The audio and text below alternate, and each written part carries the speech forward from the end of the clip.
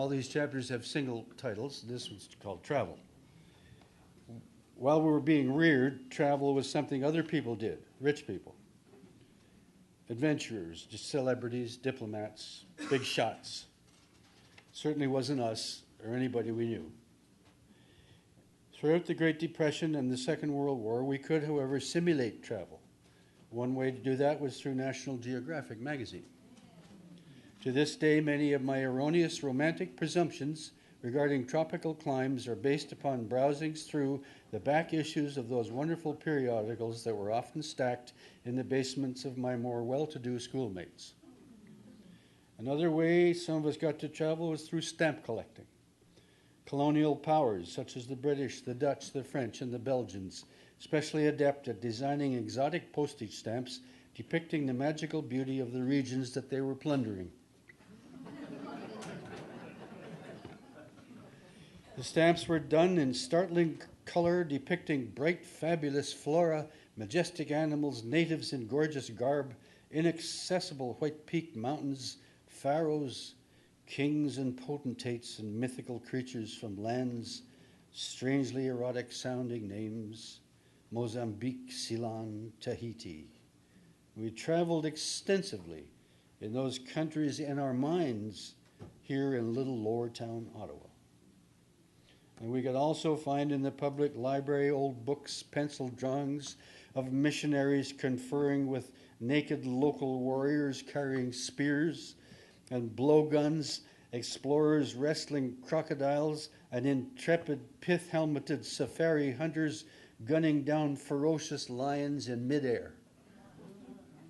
All in Lower Town.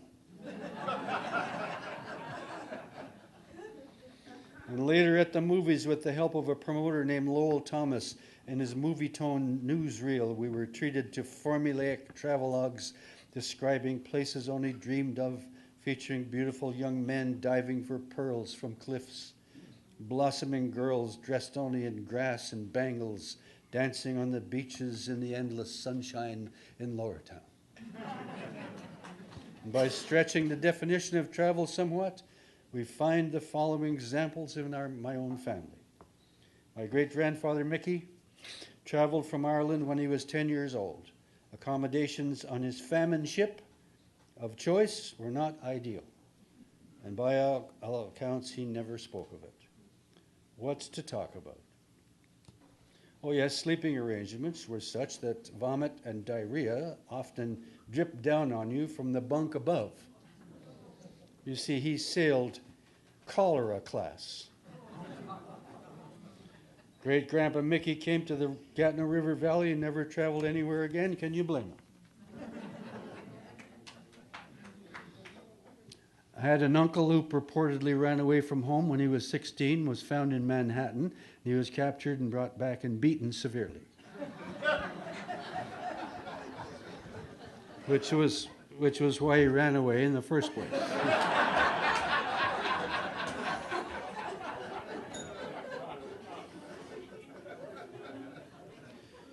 My mother traveled from Scotland when she was a toddler, landed in Ottawa, and never went anywhere again, except a few times to go uptown on the streetcar. No, wrong. For a dozen years, she was taken by a half-ton truck to our cabin on the Gatineau River and shipped home in September. She was so terrified of vehicles, she had to be heavily sedated for each journey.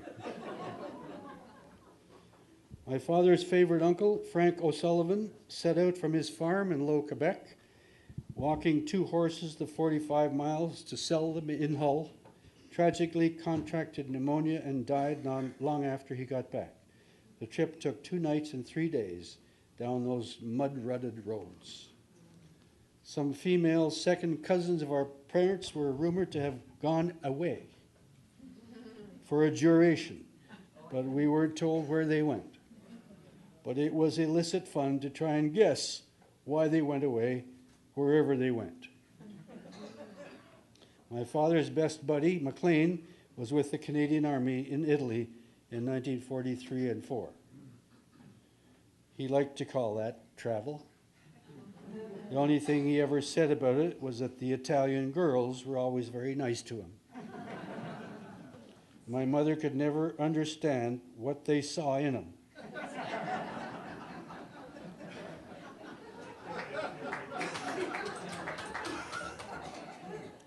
Because she said, she was a writer, by the way, he had a jaw on him like a lantern.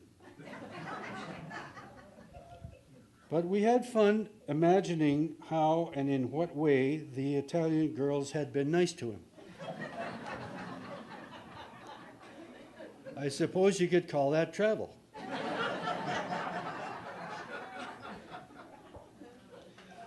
I had two uncles who were in the Air Force in the Second World War, but they didn't get to see much of the big world out there except barracks and parade squares and hangars somewhere in England.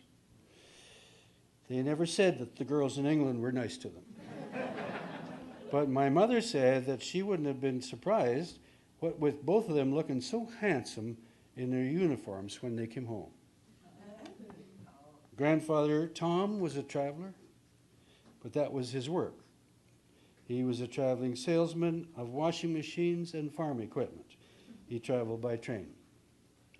Got as far afield as the state of Minnesota, United States, he did, in the glory days.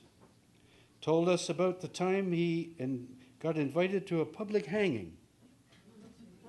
Turned out the fella on the scaffold was from Low, Quebec.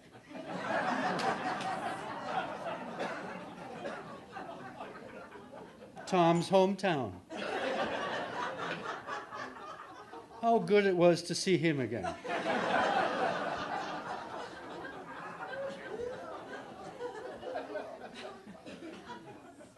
A final thought on exotic places.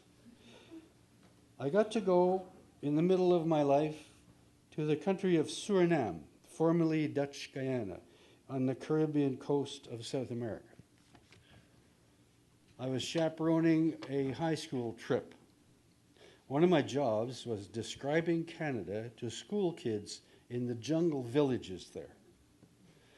I told them of changing seasons, how foliage turned to bright colors and then shriveled and died, and how rain turned to beautiful silver crystals, and how snow piled 12 feet high, and how the waters of rivers and lakes got so hard you could walk over it like Christ himself, and how people slid down mountains with boards tied to their feet. And then I told them how everything changed again and came alive once more. And the foliage came back, and the crops grew again, and the delicate butterflies and birds flew thousands of miles to come back home to make love and have babies. And the people drank sweet liquid squeezed from the bursting trees. How exotic. And listening to myself, I could hardly wait to get home.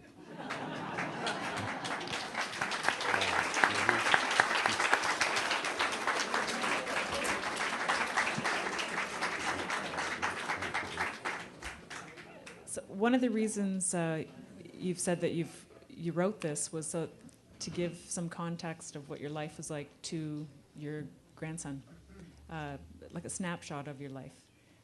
Has he had a chance to has he read some of the essays? And well, what does I think my grandchildren have looked this stuff over, and I know they will again, and their parents have showed it to them, but they're a bit distracted, and they have their busy lives, but it's down there for the record, and they will have it for the rest of their lives to see. The idea that this was worth saying came to me one day when a friend of mine had yelled at his grandson for having the fridge door open. Shut the door,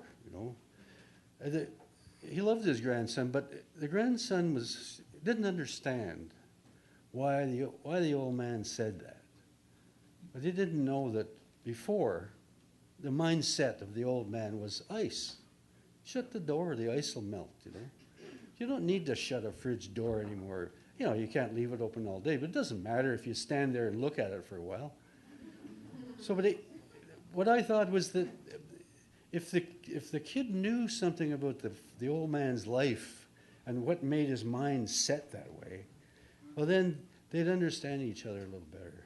So that was one of the motives for doing that. There's another one of the images that strikes a chord with me is when you talk about going for a walk with your father, and he sees a friend, and he said, "Well, that's the last of him." Mm-hmm. And then a couple of weeks afterwards, the friend passes away. And when you're writing at the age your dad was when that happened, what's it? And now in the past 6 months or so, you've lost some pretty close friends. What is that like? It's almost like full circle. Well, thanks for remembering that, Janet.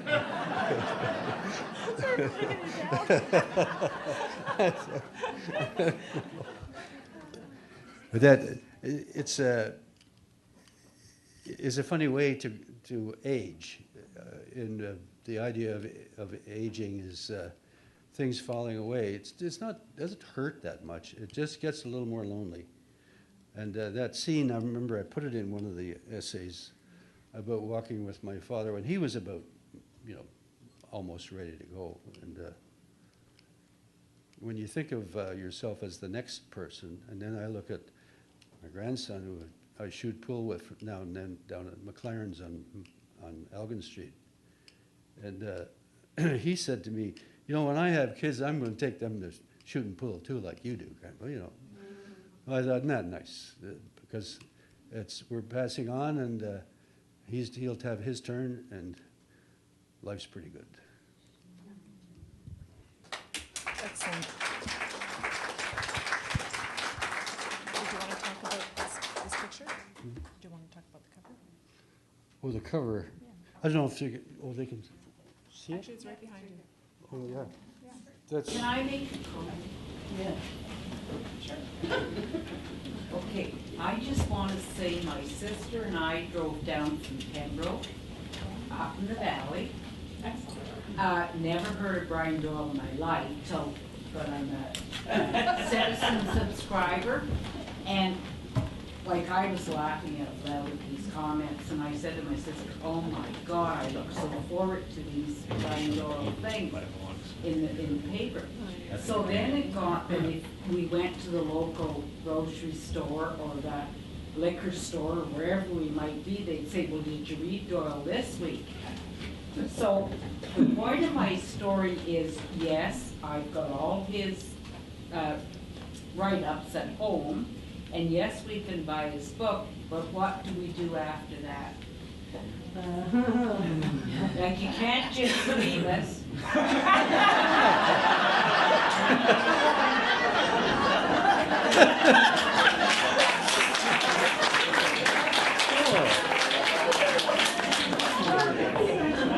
Thank you, dear. Are you single? He's going to talk about the grocery store. Let's buy each other a drink. Is there any other questions? One here.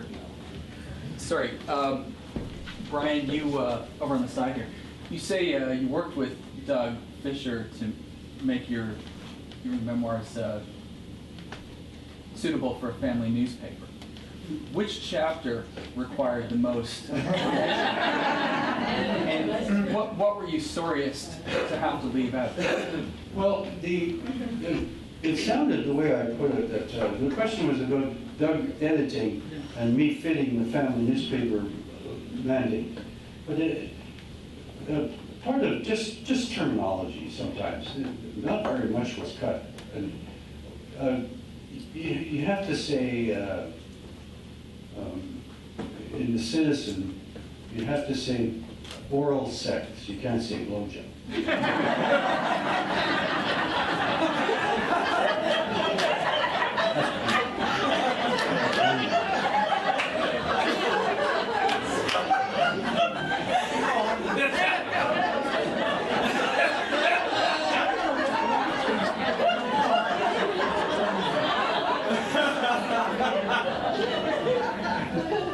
And another one is that the word styrofoam has to be capitalized because it's a brand. Right. It's not like Kleenex or something. Yeah, yeah. So, you know, there are these restrictions.